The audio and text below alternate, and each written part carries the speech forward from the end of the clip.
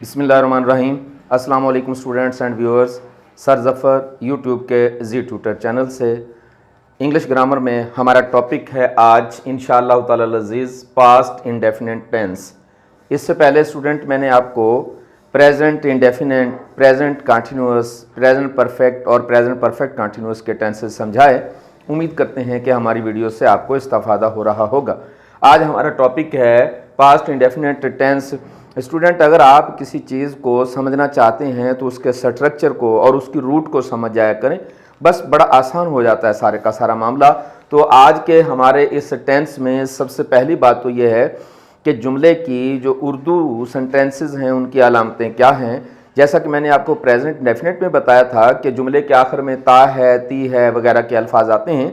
आज के इस टेंस में जुमले के आखिर में आम तौर पर अलिफ, छोटी ये, बड़ी ये वगैरह के अल्फाज आया करते हैं। जैसे कि हम देखें, अली ने मैच खेला तो आखिर पर अलिफ है। उन्होंने सेब खरीदे, आखिर पर बड़ी ये है। मैंने किताब खरीदी, आखिर पर छोटी ये है। तो इस सेंटेंस में आपको ये पता चलेगा कि आपने काम कर लिया है, बिल्कुल माजी करीब की बात होती है ये। तो हमारा पास्ट इंडेफिनिट टेंस जो होता है ये माजी करीब की तरफ इशारा कर रहा होता है। तो आइए हम देखते हैं सबसे पहले इसका स्ट्रक्चर क्या होगा। हमेशा की तरह सबसे पहले हम सब्जेक्ट लिखते हैं, फिर हम वर्ब की सेकंड फॉर्म लिखेंगे और फिर हम ऑब्जेक्ट लिखेंगे। स्टूडेंट, प्रेजेंट इंडेफिनिट में वर्ब की पहली फॉर्म हुआ करती है, पास्ट इंडेफिनिट में वर्ब की सेकंड फॉर्म होती है और इनमें कोई फ़र्क नहीं होता, सिर्फ वर्ब का फ़र्क है। तो आइए देखते हैं। हम कहते हैं अली ने मैच खेला तो हम लिखेंगे अली प्लेड, ईडी लगाएंगे हम साथ सेकंड फॉर्म बनाने के लिए, अली प्लेड अ मैच। अब अगर ये प्रेजेंट इंडेफिनिट होता तो हम लिखते Ali plays a match, Ali match खेलता है। क्योंकि हम पास्ट पर हैं तो हम लिखेंगे सेकंड फॉर्म फर्स्ट फॉर्म की जगह पर, अली प्लेड अ मैच। यहाँ अगर ज़्यादा आ जाए हमारे पास काम करने वाले, प्लूरल फॉर्म में आ जाए हमारे पास सब्जेक्ट, तो फिर भी हम सेकंड फॉर्म ही लिखेंगे। मिसाल के तौर पर हमारे पास है दे, हम अब भी प्लेड ही लिखेंगे, दे प्लेड अ मैच। अगर हम देखें कि यहाँ हमारे पास जो सेंटेंस है उन्होंने सेब खरीदे, तो फिर हम लिखेंगे दे बॉट एप्पल्स। तो अगर काम करने वाला ही हो, यहाँ शी हो, कोई भी हो हमारे पास, यहाँ काम करने वाला ही आ जाए, काम करने वाली शी आ जाए, इट आ जाए, यू आ जाए, आई आ जाए, तो स्टूडेंट आज किसी किस्म की कोई तफरीक नहीं होगी। जो भी सब्जेक्ट हो, जो भी प्रोनाउन हो, जो भी नाउन हो, सिंपली सेकंड फॉर्म हम इस्तेमाल करेंगे।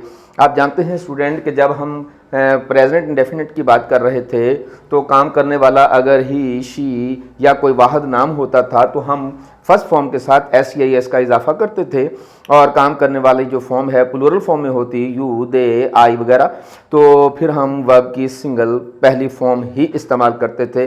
लेकिन यहाँ कोई तरमीम नहीं आएगी, यहाँ कोई तब्दीली नहीं आएगी। काम करने वाला कोई भी आ जाए, सिंपली सेकंड फॉर्म इस्तेमाल करनी है हमने और कोई तब्दीली नहीं आएगी। और अगर आप इसको नेगेटिव करना चाहते हैं, अगर आप इस फ़िक्रे को नफ़ी में तब्दील करना चाहते हैं, तो हमारा फ़िक्रा बन जाएगा अली ने मैच नहीं खेला। तो सिंपली यही काम करना है आपने कि यहाँ नॉट लगाने के लिए डिड लगाना है। याद रखिएगा, कोई भी सेंटेंस जब तक उसमें हेल्पिंग वर्ब इस्तेमाल ना हो जाए, ना तो मनफी बन सकता है ना सवालिया बन सकता है। नेगेटिव बनाने के लिए, इंटरोगेटिव बनाने के लिए हमें किसी न किसी हेल्पिंग वर्ब का सहारा लेना पड़ेगा। तो यहाँ हम लफ्ज़ डिड नॉट लिख देंगे तो हमारे पास जुमला बन जाएगा। यहाँ सबके साथ हम डिड नॉट लगाएंगे, डिड नॉट हो जाएगा हमारे पास। तो हमारे पास जो जुमला बन जाएगा वो क्या हो जाएगा, हम कहेंगे अली प्लेड अ मैच, तो फिर हम लिखेंगे Ali did not play a match. इसी तरीके से अगर यहाँ है तो हम लिखेंगे they did not buy apples. Student याद रखिएगा कि जब डिड लग जाता है तो डिड दरअसल आप जानते हैं कि डिड डू की सेकंड फॉर्म डिड होती है। तो जब हम प्रेजेंट में थे तो डू नॉट या डज नॉट लगाते थे, आज हम इसकी पहली फॉर्म को उठाकर सेकंड फॉर्म कर देंगे। क्योंकि आज डू की सेकंड फॉर्म हो गई, लिहाजा आपका जो मेन वर्ब है उसको पहली फॉर्म में कन्वर्ट करना पड़ेगा। ऐसा नहीं हो सकता कि यहां डिड भी लगा दिया जाए और यहां प्लेड लगा दिया जाए। जब डिड लग जाए तो फिर यहां पहली फॉर्म ही आएगी वर्ब की, सेकंड फॉर्म की गुंजाइश खत्म हो जाया करती है। तो स्टूडेंट अगर आप इसको सवालिया बनाना चाहते हैं तो डिड को उठाकर शुरू में ले जाते हैं।